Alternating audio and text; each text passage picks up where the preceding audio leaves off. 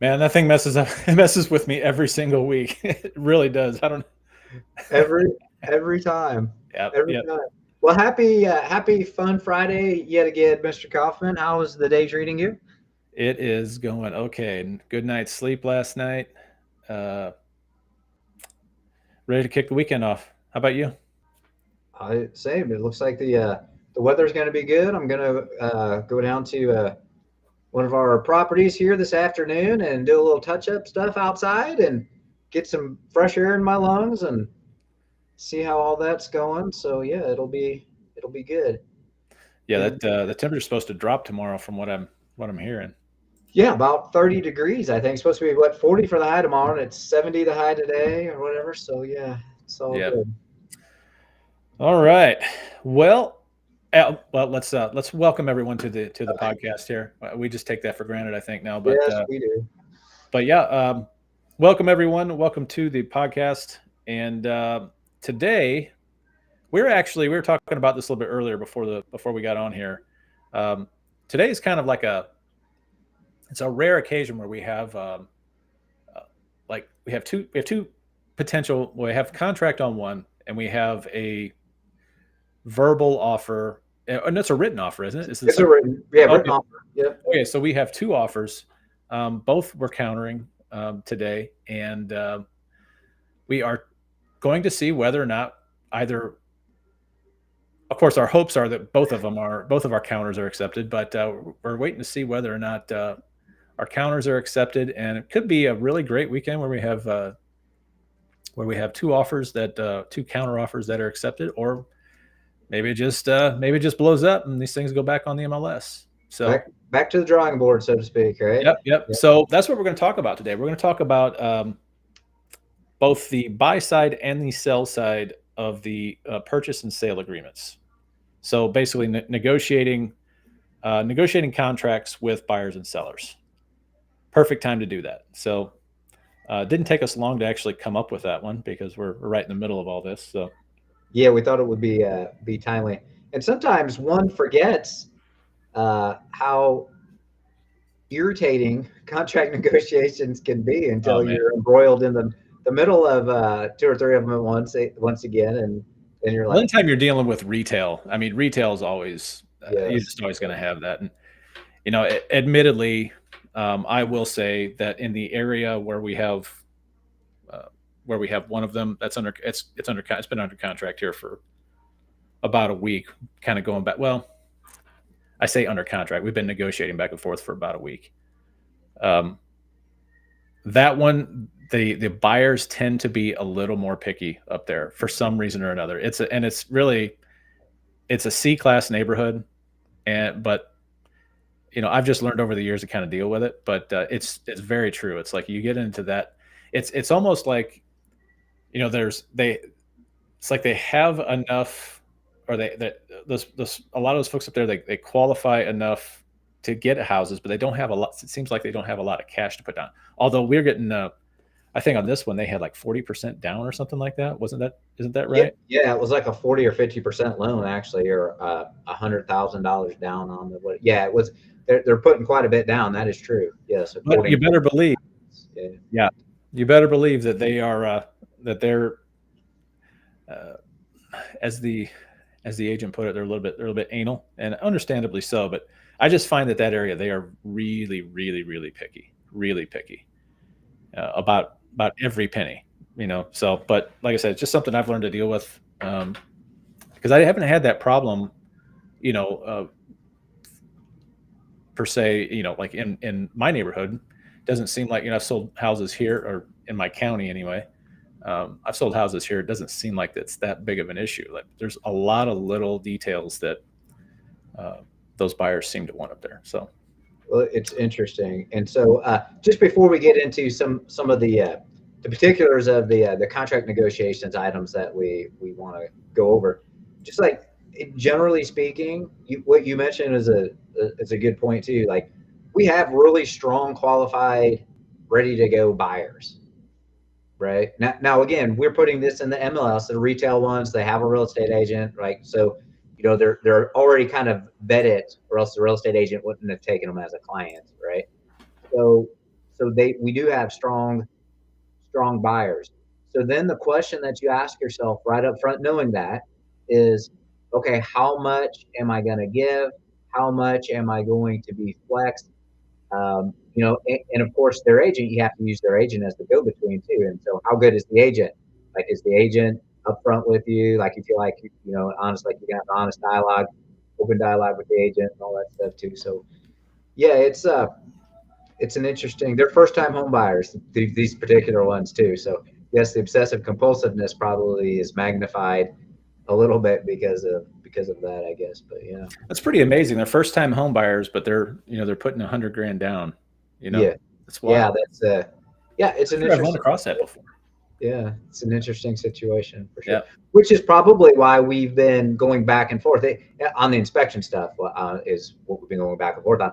Is why we've been willing to go back and forth on the stuff so much, because, like, but at a certain point, as we discussed earlier, we're going to reach the line in the sand, right? yep. So And I think we've like, reached that. always have your line in the sand. That's like, nope, I'm not doing that. Yep. Like whatever it is, that's the line in the sand too. Yeah. But so with all that said, kind of general overview stuff too. So what's first on the list? Talking about actual components, I guess, or, parts clauses of the contract. Like, what's the first clause of the contract that we want to make sure we have, Mr. Kaufman? Well, in any purchase or sale agreement, the very first clause that you come to it's all about the numbers, right? It's all about the price and the terms around that price. And I've always been a terms guy. Um, yes, yes, price does matter. I mean, it definitely matters. I mean, it's dollars and cents. But the terms around it are much more interesting to me. I will take terms any day over price. I don't know how you feel about that, but uh, I don't know. Maybe I'm willing, even if that price is a little bit lower. If I get really really good terms, sort of like these people, these folks that we're dealing with on this property right now. Their terms are great. They're putting 100. We know what the terms of their from their lender are, and or their are. Did I say that right? Um, Yes. and so we feel very very confident um, that they are, they're solid to close. They're good to close. Um, and the terms of the deal, even though we did give a concession, a price concession on this one because their terms were. I mean, maybe that's the example that we want to use here is we gave a little price concession based upon their ability to close, and that's the most important thing is getting the deals closed, so that we can get our return on that investment. Um, uh, so I guess When you that would say be. terms, though, Mr. Kaufman, like, so we're the creative deal experts, right? So when you say terms, I want you to expand on that a little more. Like, what specifically are you looking for in your terms? Well, I mean, if I'm selling something, particularly retail, if I'm selling something, the terms to me have all to do about their ability to close. So I think, I'm not going to go back and rehash what I just said, but it's all about their.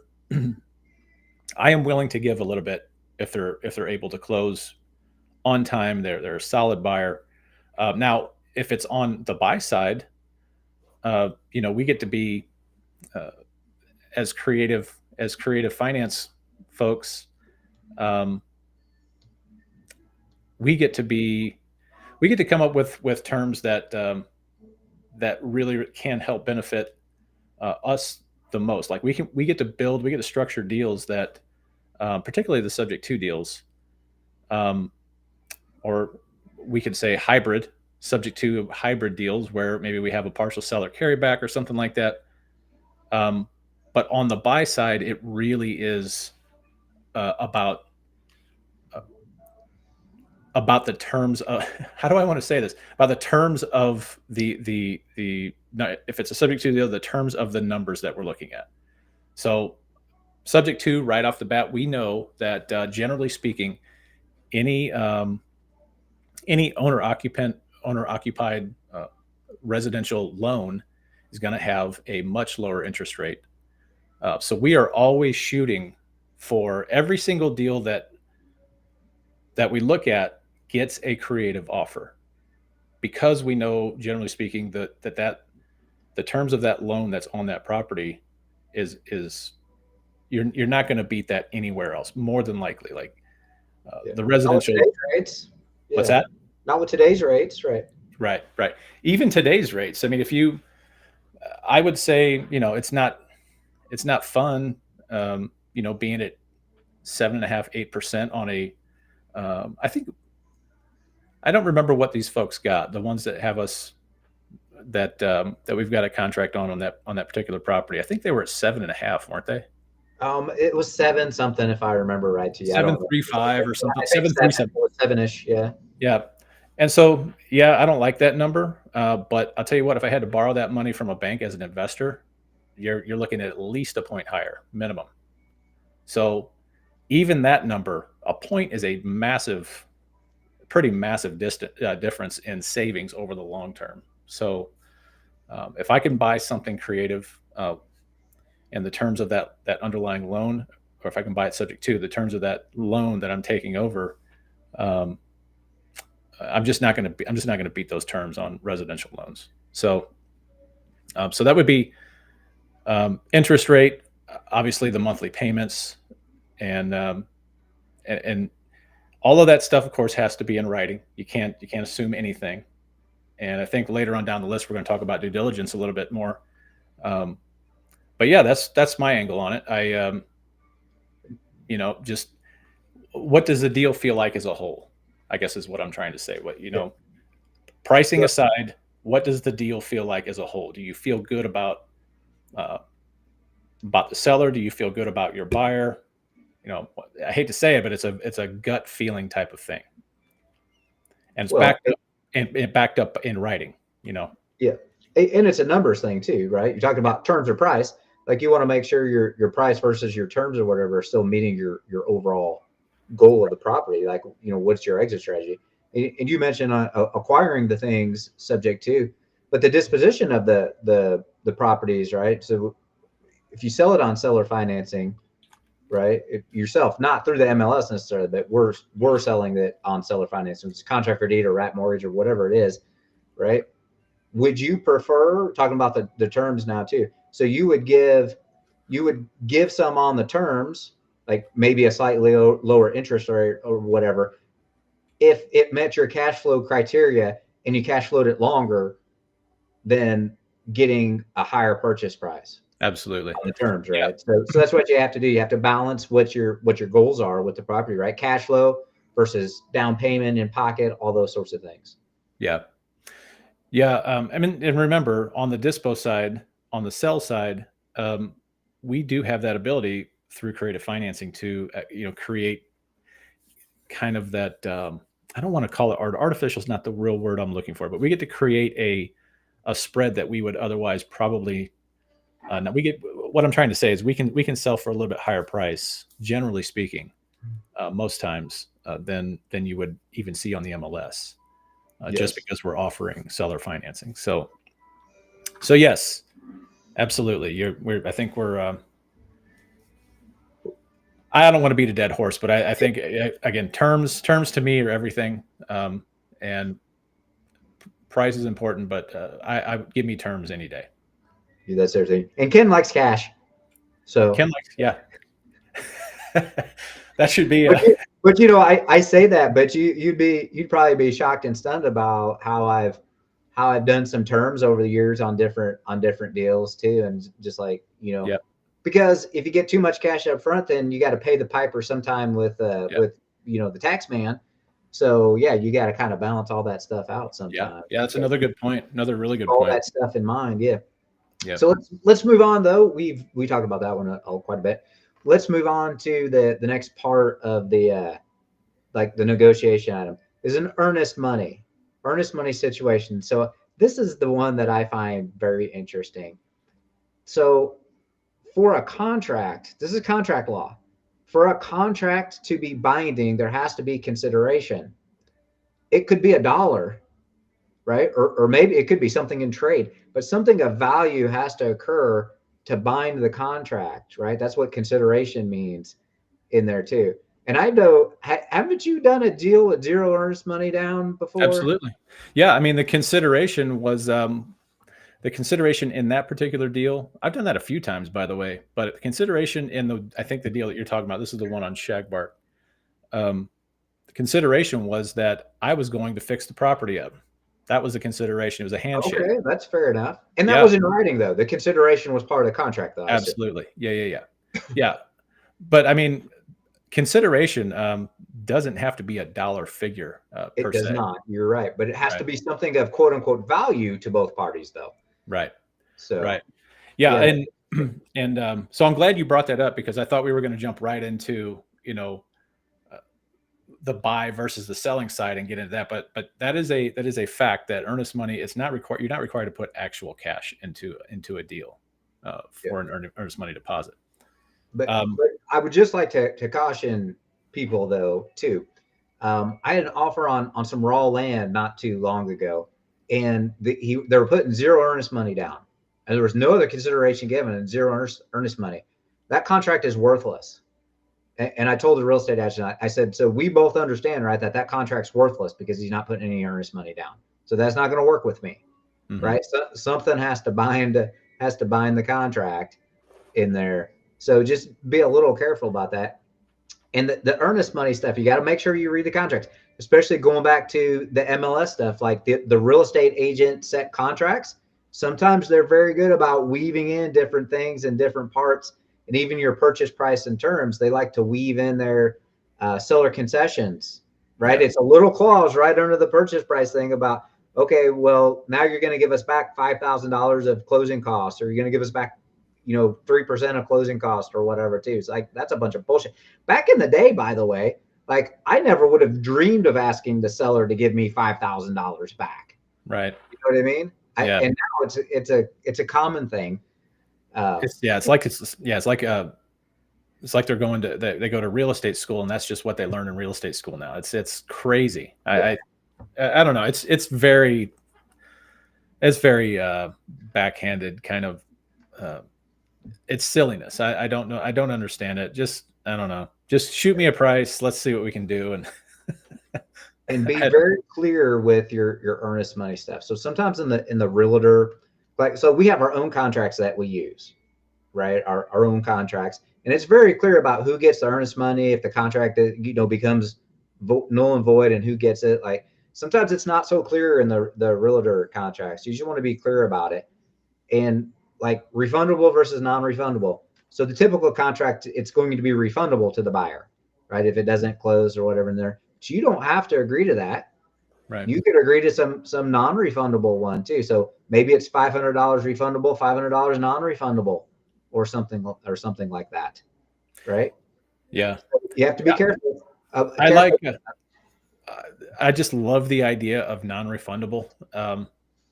Even though it's very rarely accepted. If I'm going to put a contract on something, I'm sorry, if somebody's going to put a contract on something that I am offering, I like to make that non-refundable. So we do have sort of we have you acting as a buyer, an investor is going to want to put down as little earnest money as possible, the lowest that they can get. I mean, like you just said, I've done it with zero before. I've done it with $10. I've done it with $20. Yeah. And I literally my running joke, something that I always say when we talk about earnest money is, I have done this in the past where I would hand a seller $20 as earnest money that they do actually initial off. They initial on the in the contract that they received it. And I have this little joke that I say, "Don't spend that in one place now." That's what. But so yeah, as an investor, you really want your earnest money refundable, number one, and and you also want you want to put it down as little as possible, generally speaking. Yeah. I think it's what's the normal going rate here? What, $500? I think is going rate. As an investor, generally I believe in the real estate school. So it's going back to the real estate agents now too. I believe they suggest to kind of keep it at 1%. Yeah. The purchase price, give or take. I can't tell you. Typically, I see $1,000 a lot on Yeah. like the standard contracts, but I'll put down. I think that the lowest I've ever put down is $100. Yeah. Yeah, and I think it depends on the property too. If it's a total just bombed out property, I mean, in fact, I just had a guy. I had a lead on a fire damaged house. I mean, this thing's burned. In fact, it's being torn down this month. And I went and talked to the seller, walked through it, and walked through what I could of it. And he had been dealing with some other folks, and this was actually my appliance junk guy that referred this to me. He comes and collects all of my appliances. He's the one that came and collected the stuff from the house up there in North County. But he sent me this lead, and I talked to the seller, and this house isn't worth. I mean, it's gone. It's being torn down. Yeah, it's a tear down. Yeah. So I was like, man, I can give you $20,000 for this. That's about all I can do. And he's like, okay, well, I'm dealing with these other people, and they want to have people come through the property. I was like, no, it's like they're wholesalers. That's what they do. I'm a direct buyer. I will close on this. He goes, all right, well, I'm going to need, I need, what did he ask me for? I think he wanted $5,000 down. Yeah, I was just going to say 5,000. Yeah. It's like, dude, I'm not giving you $5,000. I'm not risking $5,000 for a $20,000 shit box. I'm not doing that. So, so anyway, I gave him $200, and then I actually referred that out to another investor, and that's kind of a long-term play. I'm not sure if that will turn out, how that will turn out, because it's a long story, but yeah. So earnest money, $200 isn't anything to lose, and really, so I was happy to do that. But yeah, he wanted $5,000.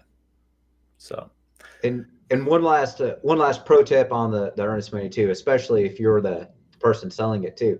If people want closing extensions, right? We've been helping one of our student partners through that too. If you want closing extensions, then it's going to cost you non-refundable earnest money.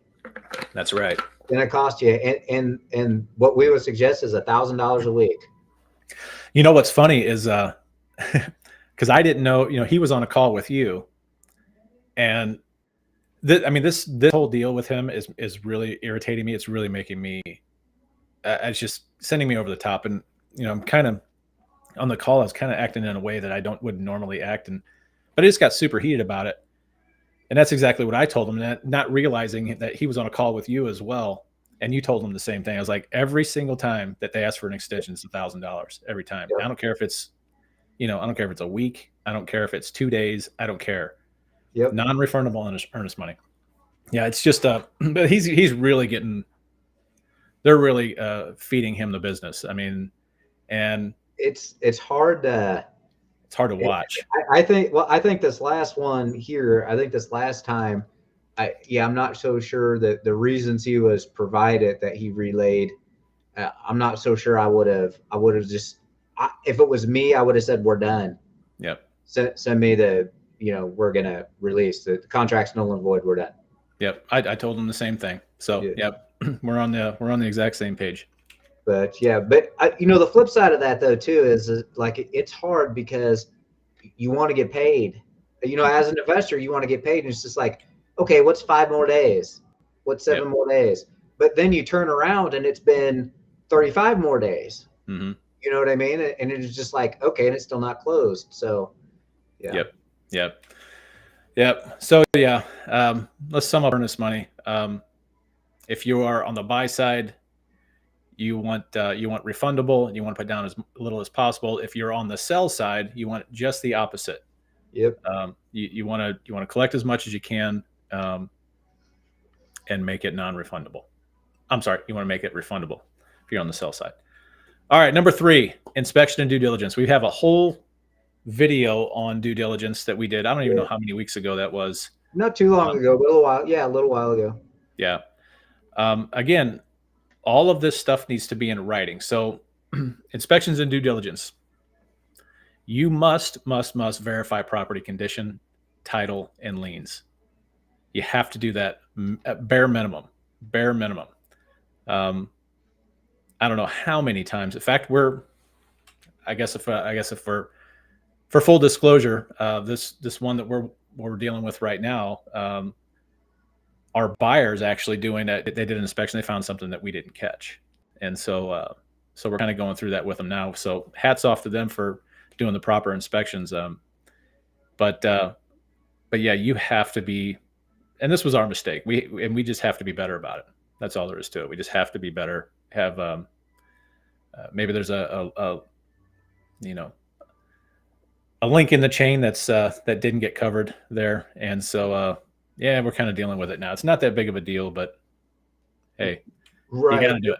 Yes, but if we go back to so we'll just say it's about the main sewer lateral line, Yep. and so it's not it's really not that bad. In fact, it is way better, right? When you see the scope in the video, it's way better than numerous ones we've seen in the past. Like Yeah. it's not even close to being eminently failing, right? It's not it's laughably far away from that too. But again, you got to remember too, like so that was irritating me yesterday, wasn't it, Mr. Kaufman?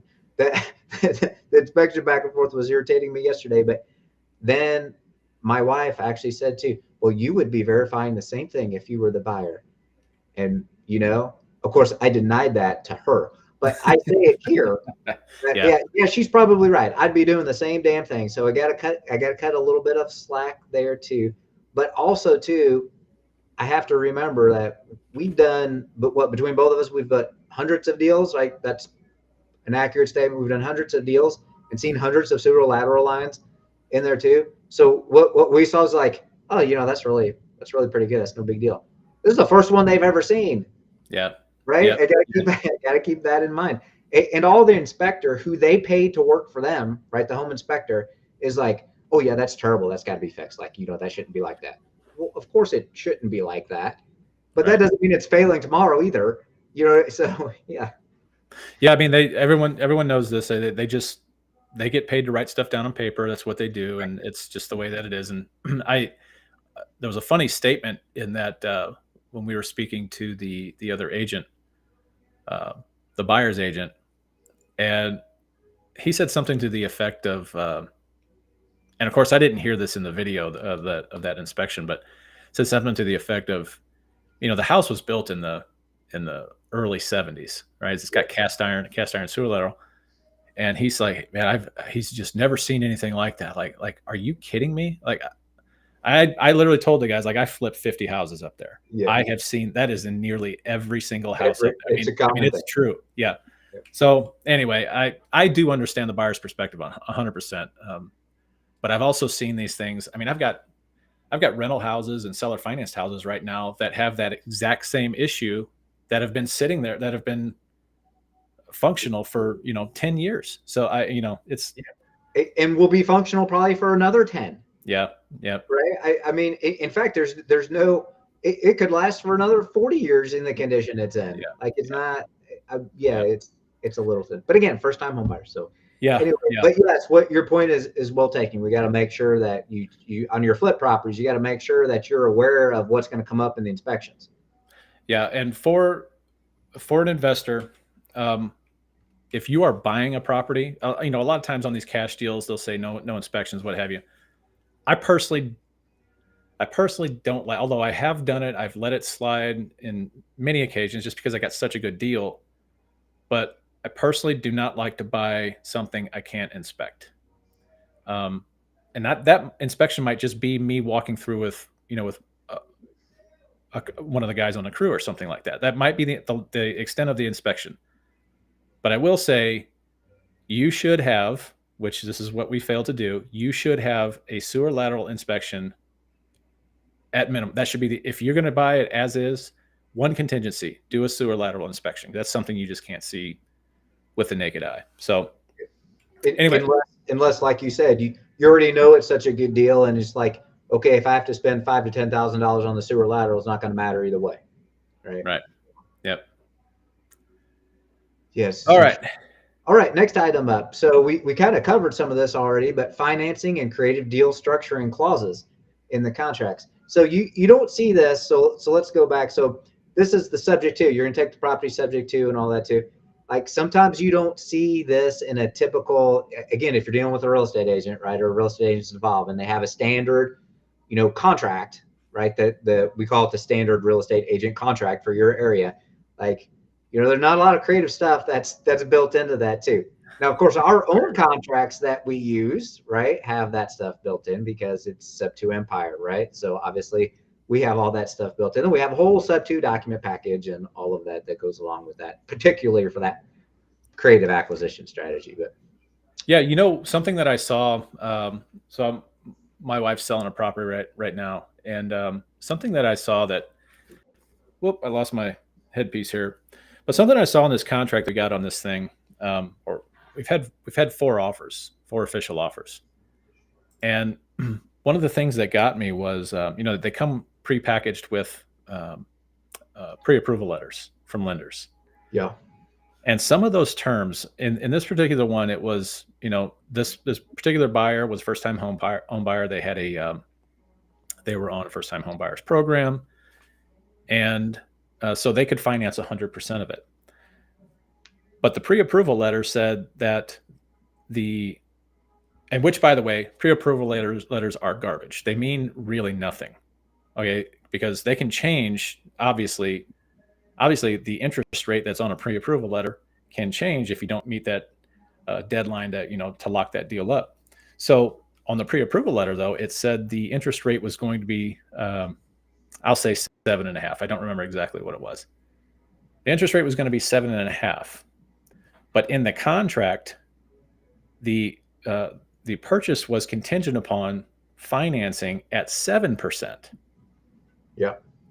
So right off the bat, if you sign that contract right off the bat, don't think that, they have an out right away, straight away. They have a way to back out of that deal. So just pay attention to those terms, because, even though a pre-approval letter is pretty much garbage, it is based upon the interest rate for that day.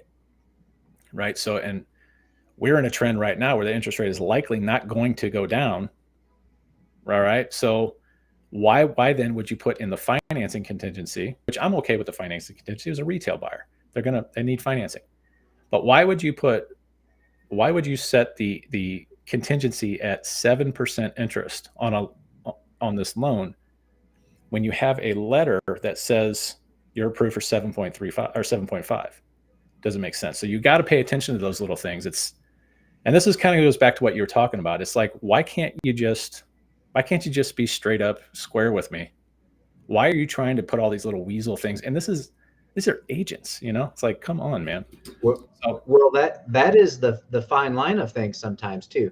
So did the agent do that intentionally, or did they do it unknowingly? Because sometimes what happens is your person is saying something to you verbally and you're doing it on the contract. So she says, well, we're approved at 7%, and didn't see the pre-approval letter yet. But you know what? It doesn't matter. That doesn't matter, because if you sign that contract, yeah. Right. Or they get it later. So now it doesn't match. Right. So the agent has to make sure that stuff matches. So we're talking about here, Sue. So also too, let's clarify an item. So when you get an offer, so we're selling a property, right? And we get it. And we talked about, we have two retail ones on the market right now. They're, flips, rehabs and flips, retail flips now. And we get that financing package in with those letters. There's a pre-qualification letter that is the same as toilet paper. Yep.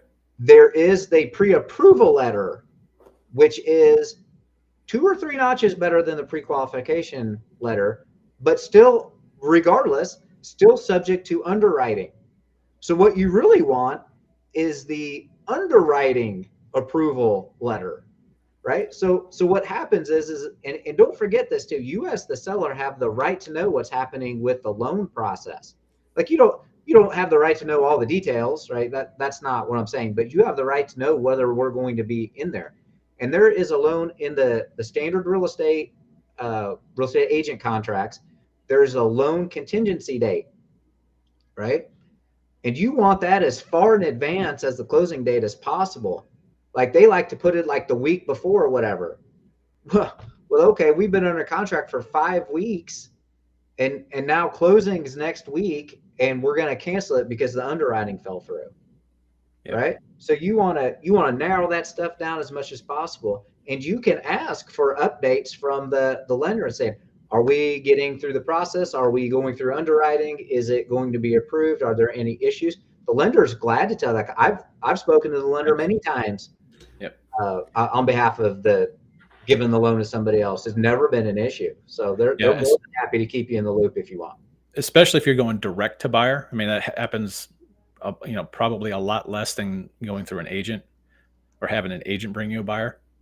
But if you're going direct to buyer, you must be you have to. I learned that the hard way. For sure. But yeah, you have to be in touch with them, and they're not going to give you the detail. You're not going to give you their financial details. You just need to know that loan is on track to close. Period. Yeah. And on this particular deal too, can I just give an aside as the real life example we've been using on our deals here too? Mm-hmm. So that North County one that you've mentioned too, that lender has been sending me their checklist every week as we've been going along, by the way. That's never happened before without me asking, right? They just started sending, they were just sending that to me too. So I can see this has been done, and this has been done. So that's awesome. That's been nice. That's awesome. Yeah. Cool. All right. Anything else on that one? Nope. All right. Ready for the next one. All right. Closing timelines. Number 5, closing timelines. Realistically, if you're going if you're going retail, you're going to be looking at 30 to 45 days to close. And that's strictly because of the lending, or that's because of the banks. All right. But so I think it would be wise if you are trying to maybe trying to figure things out, like set things up so that this closing goes smoothly. It'd be wise to at least say 45 days from now, this will close, right? You can start planning things for that. But sometimes, and I've seen this many times, it doesn't happen that often, but there's been several occasions where a buyer is going to need extra time to close.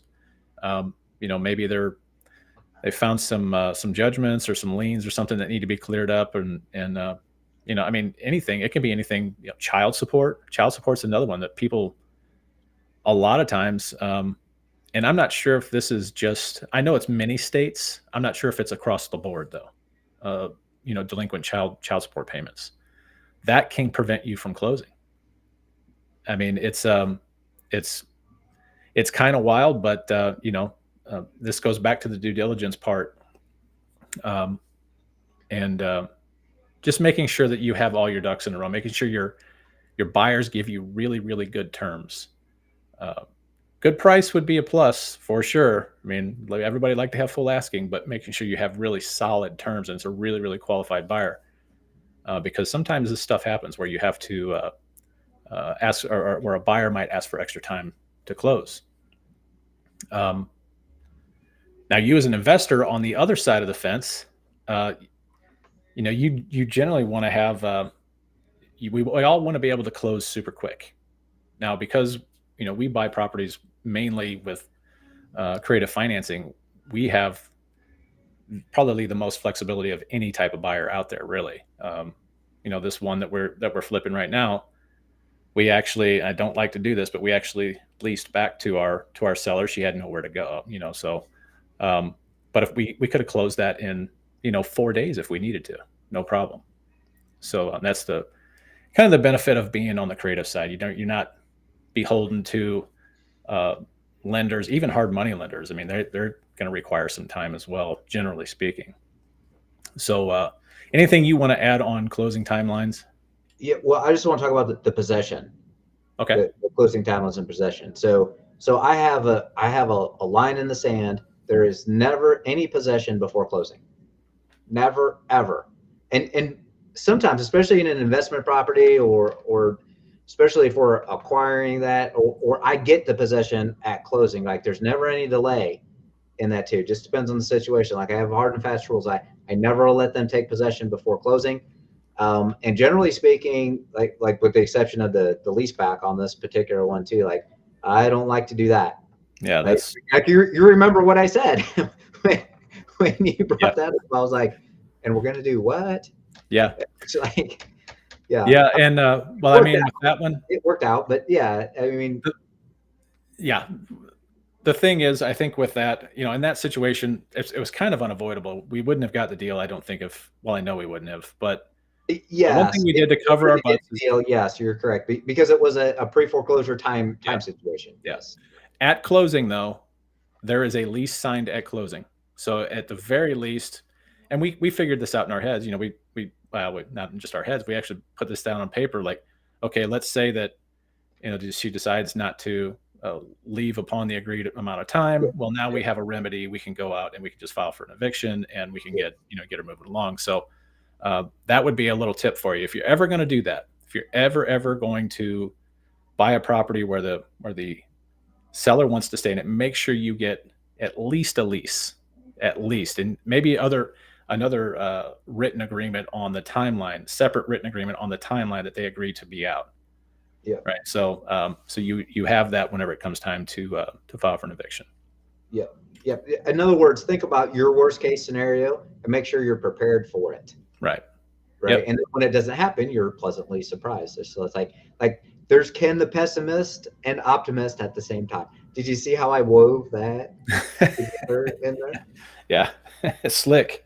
The the next one too, on the items, talking about contract clauses, pieces of negotiations that we can do per the contract, regardless of the buy or sell side. Title and lien verification. So this is what the title company does for you. Now you can close with an attorney. That's fine too. Actually, many states that's preferable sometimes, maybe. But here we use title companies, right? In St. Louis and Missouri and Illinois, we use title companies, and this is what the title company needs to do. So here's a couple of things about that too. You must control the title company. The title company does not control you. That's It's right. your transaction. It's your transaction, right? And if you want to get paid, you damn well better control your transaction, Yep. right? So set up regularly scheduled check-ins with the title company. And I ask them often, like, if I don't get title commitment, even if closing is 30 to 45 days out, if I don't get title commitment in a week, I'm questioning it. Where's my title commitment? Yep. Yeah. It's funny. We're actually talking about the same student we were talking about earlier. He had a deal slip through his hands because he didn't follow up with the title company, and that was 100% his fault. It wasn't. The title company is they have no obligation to be calling you. In fact, I don't know a title company that really has time unless they have like someone sitting at a desk somewhere that can just that their entire job is follow up, because these title companies are busy. Yeah, that's true, especially the investor-friendly ones. Yeah, I mean it is really incumbent upon you to maintain. I actually got super geeky on this too. I created an automation in my software, in my CRM, where as soon as a contract goes to title and escrow is opened, I actually click a button that sets off an automation to follow up with the title company through email, through my closer, through email. Now, not everyone's going to have a specific closer. I happen to have a good relationship with these folks, so I know exactly who my closer is going to be. But that is, the automation helps out, but you have to, like you're saying, if you expect to be paid, you take control, you take charge of your deal. It's your Yep. deal. Yep. Don't let anybody else come in between, in between you and your deal. Yep. And I even take it because, as my wife says, anal retentive. I like to say affectionately detail oriented. Some might say obsessive compulsive, but I even talk to both title companies because a lot of times, especially on retail deals, right? And they have a real estate agent. Their real estate agent works with a particular title company, or their brokerage works with a particular title company, and I'm going to close it wherever I do my business. So we have two title companies involved now too. I even keep track of the other title company and check in with them. Yep. Yep. So Good just call. Good call. yeah, I have to good. say I'm not the most adherent to that rule, but yes, it's a good idea. Very, very good idea. I actually Yeah, just did that this but morning you on the. should you can offer this, and you probably should offer this, and that is picking your title company, and strongly suggesting that your buyer. You can even put it in your contract that Yeah. you know that you supersede what most of these contracts will say, that or at least the rules in the real estate world say that each party can pick their own title company. Well, you can overwrite that by both agreeing to close at one title company, and that would be definitely be into your lead to your benefit. Um, in fact, I've had a deal before where we had two separate title companies, and the my buyer's title company couldn't close the deal for one reason or another. I can't remember exactly what it was. Um, but I actually said, I was like, okay, well, here, why don't we just close it? My title company, we closed it the very next day. No problem. Yep. So, Yep. yep. Yeah, it's amazing too. And sometimes I offer that just for convenience because I want my fees to be lowered. So if you use my title company and they have both sides of the deal, like they'll give discounts to the other people too. And I've often heard from the other people that took me up on that is like I couldn't believe how cheap that Yeah. their title fees were. The title company fees. Yep. So, Yep. yeah. Yep. So that's right. That's how we roll. All right. Number Next 7, up. Yeah. the assignment clause. I recommend, and actually, you're going to find this clause in most of the what we call them SLAR contracts, which is St. Louis area Yep. realtors. But you're going to find it in most of your realtor Yep. association contracts. You're going to find an assignment clause. Um, Assignments are, obviously legal across the board. There's nothing wrong with assignments. I know some of the wholesalers, like Illinois has their laws. I think who else? Oklahoma. Oklahoma was one. I think Ohio was really talking about doing away with a lot of the wholesaling stuff. But an assignment clause is super important, simply for the fact that if you do this professionally and you're going through multiple properties, you may have a need to want to disposition a property, assign a contract to someone else. Maybe because I don't know, maybe you don't have the capital to close on that deal. Maybe something's changed. You always want to go into a deal with the intent to close, by the way.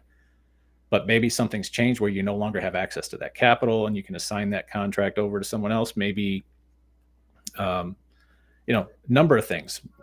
Maybe you would go in with the intention of, you have a buyer out here that is looking for that particular type of property. You happen to come across the lead. Now you've got it under contract. You have a buyer immediately. You just always want to have the flexibility to be able to assign a contract. Now I don't particularly, I think wholesaling is a really, really tough job. It's a very tough job. It's a tough business, period. Yeah. Well, too many greedy people in it, I would say. But yes, go ahead. I'm sorry. Well, I just don't. That's not my gig. I don't do a lot of wholesaling. It's just, as I say, it's a natural byproduct of what it is that I do. I take in leads. I analyze properties. I look at properties. I get properties funded. I close on them and I hold them for as long as I possibly can. That's my game plan. But on occasion, you run across a property that just doesn't meet your criteria, or maybe you don't have the crew. There's a whole host of reasons why you would want to assign that deal. And so having an assignment clause in your contracts is imperative. You should have it in every deal that you do. Well, yeah, and let's go one step further. So you mentioned the real estate agent standard contracts. They all have assignments in there, but it requires approval of both parties in order to assign it, the buyer and the seller. That's only if it's a carryback. That's only if the seller's. That's not how they had to get permission from the seller in order to sign the contract. Is the way the SLAR contract reads. Is it? Well, Yeah. yeah. So We're gonna debate that after this call. so you want in our contracts that we use, we have the unilateral right to assign it if we want. So just keep that in mind, right? And it's totally, it can still be done. You can still assign it, right? It's not a big deal, but you want the ability to assign it at your discretion as the clause and not have to have approval of the seller. Yeah. And by the way, you are still legally bound, legally bound. Yeah, legally bound to close on that deal, even if you do assign it. Meaning, if your buyer, the assignee cancels, you are still bound to close on Yeah. that deal. Yeah. So you got to be able to close, man. Well, it goes to go back to what you said too. You got to be able to close. Yep. Yep. So yeah, for sure. Uh-oh, I just got an error here. I hope I'm not getting kicked off. No, it looks like we're still good. All right. Next up in the negotiations is seller disclosures and property condition. You've already mentioned that too. You always want to verify the condition of the property, even if you're doing an as-is investor. As an investor buying the property, you always want to verify the condition of the property and inspect it. You already mentioned that.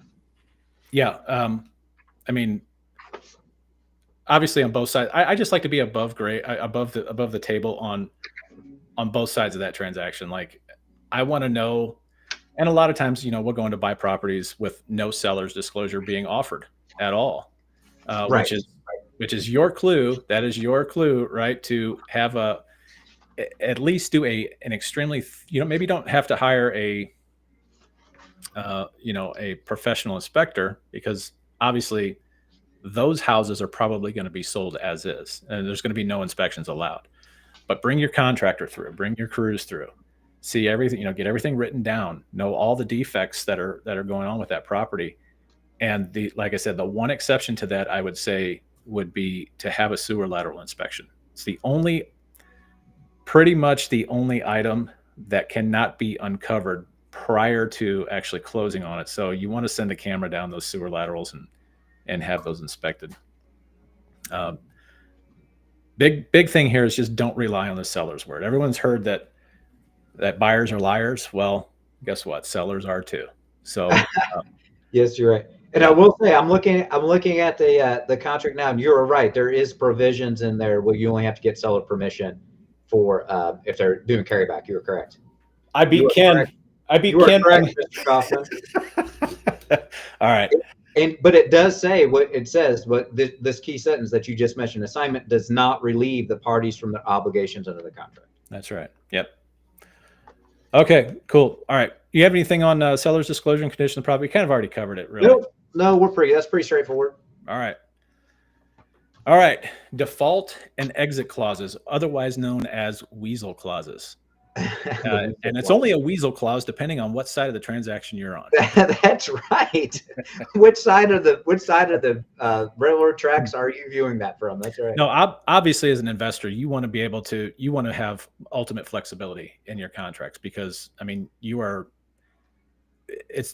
most investors are taking huge risks, right? Especially for buying these houses that number one, we can't do an inspection on. There's no seller's disclosure. There's risk involved there. And so you want your contract written in a way, and ours is definitely written this way.